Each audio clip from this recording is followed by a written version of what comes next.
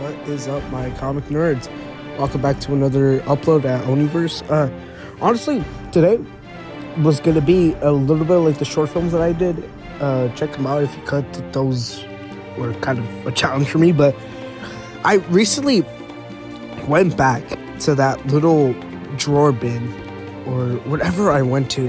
I forgot what I called it, but where I found my very old Zack Attack comic books. I made a whole video about that. I went back again to search for issue 9, which was, I believe, the last issue that I ever written. I remember making it, but just never stapling or coloring it.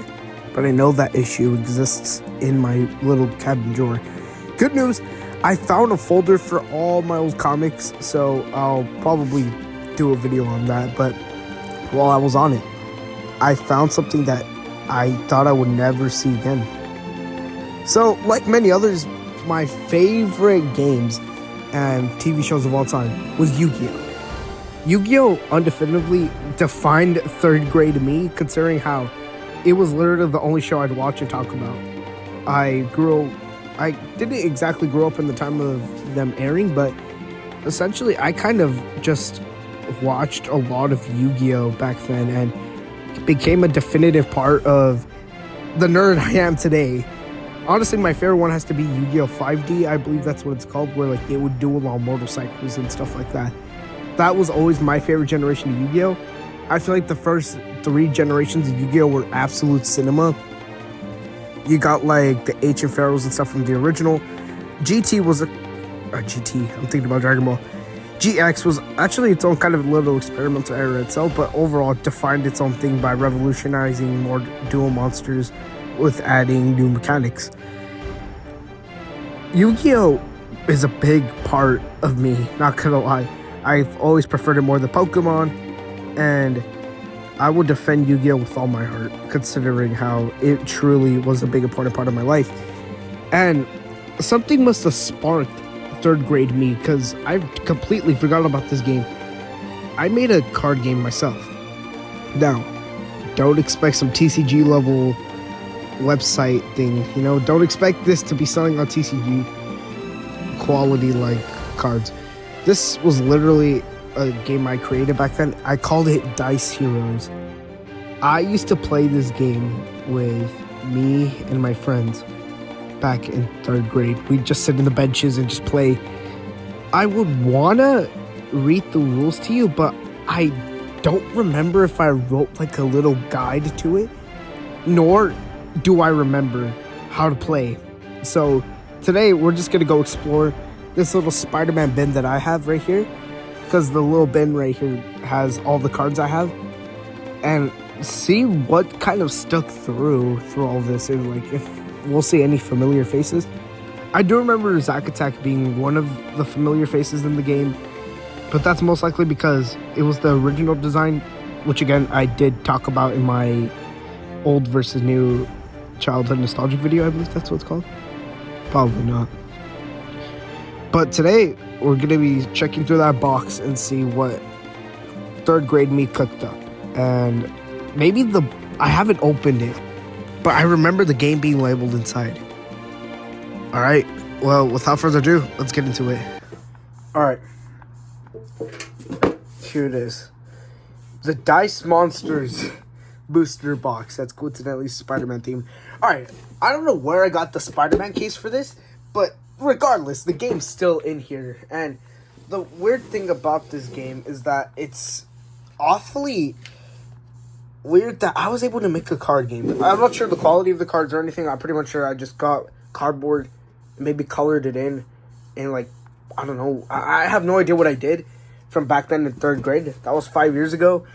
5 years may be a very short amount of time, and I got a sticker here. Yeah, it may be a short amount of time, but honestly, I have a memory of a goldfish. If it's not going to be relevant in like 2 days, then I'm probably going to forget about it regardless. So, this is it. Let's open the case. Oh gosh. Wait, what the? I just realized. Yo, what am I watching? Is this... Oh, okay. So not only... I remember now. Not only are these my Dice Monster cards, let me get them out real quick, but I have old cards that you would get at David Buster's by playing like a little, somewhat of an Injustice-like game where it was kind of like Street Fighters, but with like Marvel characters, and there was one for DC too. DC's was literally called Injustice, and I believe it was like a portable version of it, like on the David Buster's arcade. And regardless if you won or lose, you got to keep one of these cards alongside it. And I think that's very, very cool. If I ever go back again, then I'm most likely going to gamble all my money on this. I haven't been there in like a year. But I remember, they even did the same for Minecraft Dungeons, where you would basically just like slash your zombies and stuff like that. Basically like regular Minecraft Dungeons. But you would, at the end of each round of whatever game you're playing, you'd get one of these cards. If that was DC Allies, I mean, Injustice... Marvel, I believe this was like Champion Fighters, if I'm not mistaken. Yeah, Champion Fighters. This one was always my favorite. Agent Venom, always my absolute favorite when it came to playing the David Buster's game. Just like one of the first cards I got. And to be fair, Flash Thompson, should he be Venom? Only when he's Agent Venom. Only when he's Agent Venom. I don't think Flash Thompson should be Venom if it's not Eddie Brock. Then yeah, I should definitely go over this one day. I wouldn't mind at all, but yeah, I wouldn't mind going through these cards. Maybe I'll do that for next week's video.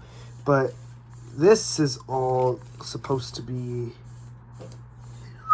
Spider-Man. Okay, so this I'll talk about next week. However, this is the real deal. Dice Heroes. Oh, I have the cards too. What the heck? Oh, Deadpool and Wolverine. Wow. Man, 1 year went by fast. Alright. This is it. So, I could tell the case is a bit sticky. Pause. But, yeah. Aside from that, there it is. Now, these cards were not clearly meant to last. I just kind of got cardboard, I guess, or something like that. I just kind of stapled it on. What the heck? Oh, okay. What is... Oh, gosh. The Dark Falcon? Gosh. So this was Dice Heroes, folks. This one was the Dark Falcon. He used to be one of the people I would draw back then. This was before I had an ONI-VS, by the way. So just know that there's only probably like 2 friendly faces you'll probably see in this video. But that's mainly all. This has no intended with the ONI-VS. But... yeah, honestly, no ONI-VS, so we're just going to have to work with what we got. These are some new faces that you guys are going to see. Dark Falcon, I believe his origin story was he was like a crow back then and got mutated with some mutant ooge or whatever it was. And in terms of that, I think that's about it. It wasn't the most complex backstory, most complex origin story, but I think just me wanting to write a comic book. I believe I did make him before Zack Attack, and I'm thinking about it. I made Dark Falcon before Zack Attack a while back then. It was like during COVID, before COVID hit. I started getting into drawing, and he was like the first OC I ever made, so he's very important to me. That's cool. And holy, what is this? Okay, so this was the original Zack Attack. I have no idea what happened to him. In my last video, you may have saw that he looked a lot different back then for how I drew him in my childhood. This looks very odd. I have no idea what this is. I have no idea what these cards do. Multiverse Heroes. I'm pretty much sure I called them Dice Heroes. Or was Multiverse Heroes just like the weird... I think the Multiverse Heroes was just like a placeholder name. If you notice the little purple linings in the back, I think that was supposed to signal like my equivalent of a holograph. I'm slow. This card is probably my favorite still to this day. Honestly, Zack Attack will always be my favorite hero that I've ever created. As much as OG Dark Falcon is, Zack Attack just has more staying power with me because he's who I am if I was a hero. I swear, I bet anyone, if you could read any of what my handwriting from 3rd grade says, I will personally give you a shout out in my next video. Because there's no way that no one's going to figure out what my handwriting says. Okay? I'm pretty much sure not even the cavemen have better handwriting. Cavemen had better handwriting than what I did. Now what's this? He has a bit of blood on him, like a little blood stain. Dark pig ninja.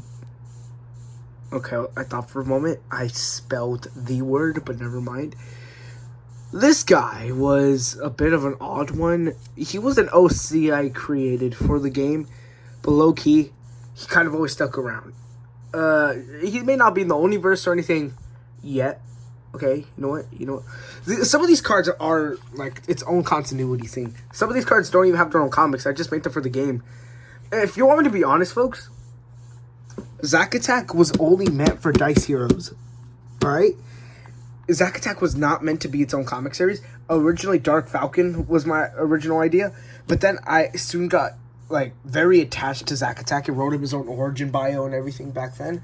And the more I wrote, the more I just got attached to him. And boom, became the face front of the ONI-VS. So, yeah. Some of these cards do have special abilities. The stats, in case I'm not sure to really report it now. If I could record a future me vlog, like after this segment, then yeah, go ahead. I just realized, how much do you think I could sell these for? Probably like $5. I'm thinking about it. Anyways, this is robotic speed. I think this most definitely must be his design. Let's roll your bonus turn. 10 turns. This is weird. Robotic speed. I don't think he was meant to be. Robotic speed, like I said, was a Zack Attack villain. If you saw my last video, okay, I'm sorry, I keep on mentioning that, but he is supposed to be Zack Attack's counter opposite. Before I made Rampage, if you've seen that video too, Robotic Speed was always supposed to be Zack Attack's main villain. It was always meant to be. When I thought up of Rampage, is surprisingly what I saw Megamind. I just love Titan's design. I wanted to steal that for myself, so that's how I made the Rampage design. But then, you know, I got the whole model rework of like the whole cyberpunk stuff, so I had to, of course, redesign him after all. Zombie Cyborg. Hold your turn. Weird. So I think some of these, I think that this game I just kind of made the deck as I went along. I clearly remember this being like a heavy Yu-Gi-Oh inspiration. Let's see, we got the Pillow Monster. Or is it Marshmallow? Can't tell the difference. But I have no idea what I was meant to be doing back then. But I remember some of the rules. These dice were basically... So, what I remembered, each hero had a level. It says level 7. You roll the dice. And if it landed on 7 or higher, like... whatever level your monster is, if it landed either to the equal amount or higher, then you get to do an action, which I believe was either attacking or moving along spaces. I remember spaces meaning something. And it wasn't like a card game you would just like have right here. Like your card would physically be moving. And I remember this black dice. If any of my friends are watching this, like in the near future or like are watching this right now, if you know how broken this dice was. Back then, this dice would basically be our version of a teleportation method. And, oh gosh, there it goes. Hold on. Cut. Okay, I just got the dice back. But this thing would be its own little teleportation method where you would sacrifice, I believe, a life or something like that. A life or... I forget. But you're supposed to sacrifice something important for this. I know it was something like game-changing, though. But basically, you would use this dice, roll it however you want, right? You have these amount of portal discs you could place all over the map. And basically, with the portal discs, you could just travel one card. Like, you have a portal disc right here. Card goes in here. Wherever you place the other portal disc is where the card will end up. So, somewhere like that was very, very weird. This was a broken thing. I'll be completely honest, this black dice gives me PTSD back then at recess. I know for a fact that this die was just... Was it broken? Yes, but it defined the charm of this game. And if any of my friends are watching this, then I'm so happy we got to share these memories of playing with this black dice. I remember at one point where we would go like a game straight and realizing that like we had to ban this thing. Like if it was some sort of like tournament. So, I'm sorry, black dice. You have power, just too much power. As for the regular dice are just the regular dice. You know what I said about the power levels. You can move spaces or attack your enemies, opponents. You can attack your enemies' opponents. You basically go up, I believe, until you reach like in front of your opponent. Like your card physically goes in front of your opponent, then you just attack your opponent. I think you're supposed to attack them like 2 times or something like that. But these dice, like I said, they're just normal dice. They don't have abilities like the black dice has. But if this black dice, if I ever remake this game, first agenda, either toss this black dice or patch the black dice. I'll probably never remake this game, but if I do, maybe. All right, this variant, the golden, is this golden Zack attack? I say golden Nakijibari gotta go Shimbare. Okay, maybe that was messed up, but regardless. I think I tried to do variants of golden versions of these characters. It's weird. It feels weird saying it, but I think it was supposed to be like a variant of Zack attack, you know? It's supposed to be a simple variant. Let's see. The Diamond Giant. This was another OP card. Now, like I said, every card has a power level. But let me tell you one thing. This guy has no power level. You could roll it, like I said, roll the dice, get it. This one could just be infinitely. Regardless, if you land on any number, you could do any action you want with them. And often, if you had this and the black dice, you were unbeatable back then. I gotta find that manuscript or that little guidebook that I made. But this might be a thing I might want to pull out to the ONI-VS, because he is so cool, can have potential lore with a few characters I have in mind for him. There's no... you see, the label says Dice Heroes, but to be fair, who could notice that? This was supposed to be, I guess, my version of a mythic or a shiny holographic card, like I said, with like the little back being purple lining a bit, having like the purple little shock effect. But oh my gosh, folks, this was an absolute broken card. I would want to bring back this game, but that will be to a certain point if I get a certain point in the channel. Let's see the next one, mirror card. So these were kind of like the spell cards back then.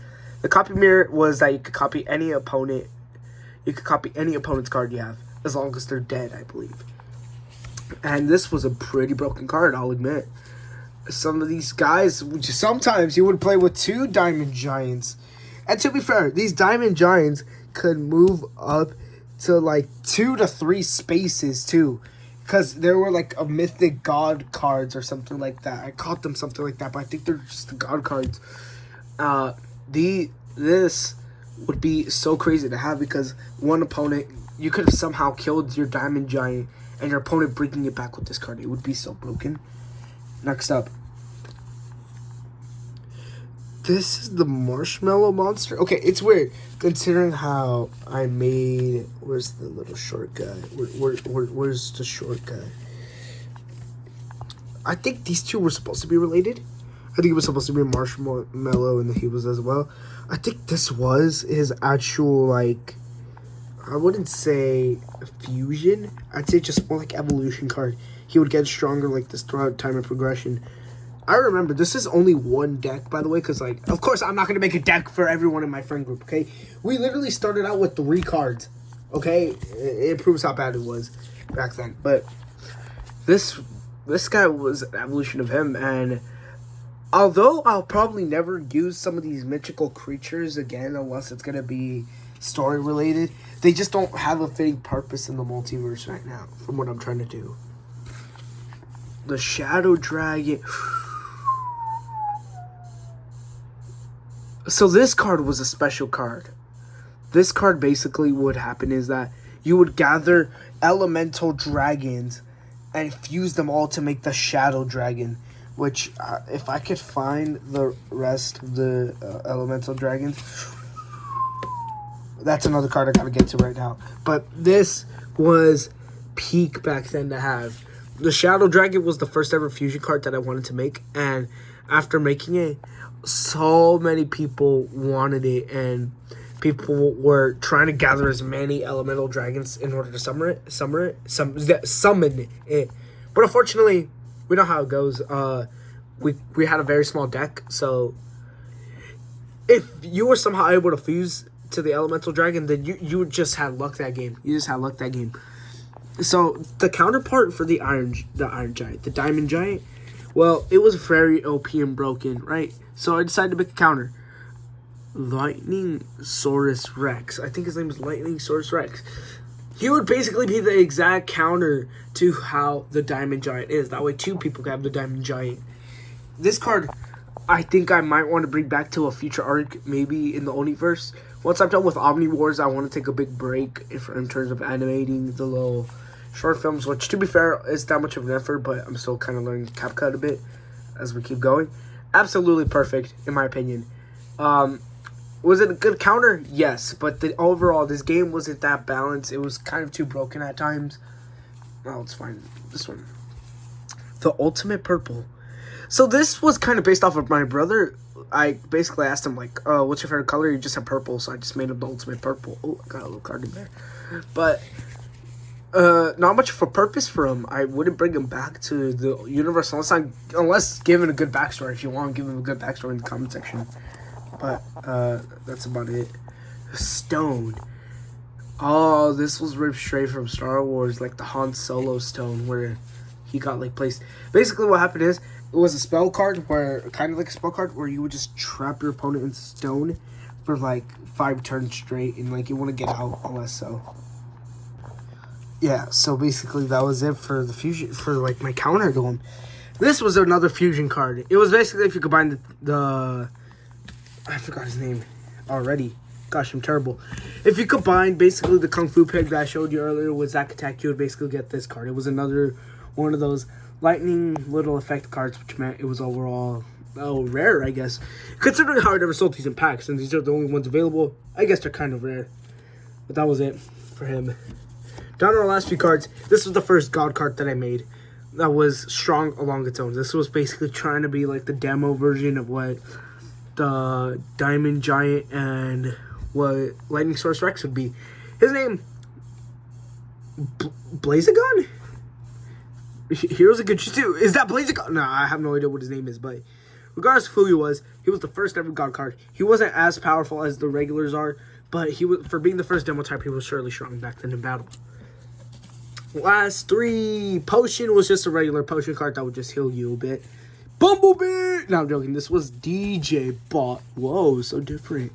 This would just basically be my own take on, like, kind of like a Gundam, I guess. Now that I have the Sentinels in my group, I'm pretty much sure I can replace the DJ Bot for now, as much as I hate to admit it. Thief. Thief will be the last card that I will be mentioning here, at least from what I have right now. Thief will basically just steal any card you have from the graveyard. So, boom. Bada bing, bada boom. Overall, I would want to explain later on how Dice Heroes would work from my childhood back then. As much as important as it was in my lifetime, I really want to thank the creator of Yu-Gi-Oh! Sorry if I can't pronounce your name. I don't want to butcher your name, but whoever the creator of Yu-Gi-Oh! Is, thank you so much, because you really inspired me and made like a defining point in my 3rd grade life. 3rd grade was kind of my worst year in terms of both grades and overall just terrible as it was as an experience. Sure, this game wasn't balanced. I'm looking at you! Looking at you. But outside of that, it wasn't a balanced game. I'll admit it. It was far from it. But from what I could do back then, from 3rd grade me, I'm proud of myself, man. Whatever you're doing, regardless of comic, cards, whatever it is, do it, man. Respectfully, because one day I might pick this up again. If I find the guidebook, I'll probably edit it inside the video. But if I can't, then oh well. I'll save that for another video in case I ever do find it. I'll probably find it before GTA 6, bro. It's alright. But regardless from that, this was a very important point in my life. The creator of Yu-Gi-Oh! I genuinely believe you made an anime in my top 5. So, without further ado, guys, Yu-Gi-Oh! Just wasn't a show, actually. It was just an experience for me that really changed the way how I see card games. It made watching people play cards very interesting in a way where I feel like animation sometimes doesn't hardly do. I prefer Yu-Gi-Oh! Over Pokemon because overall Yu-Gi-Oh! Had more of a darker, more maturity vibe than Pokemon. Pokemon, no offense, but exists to kind of sell Pikachu plushies nowadays. Some of the games aren't even that good.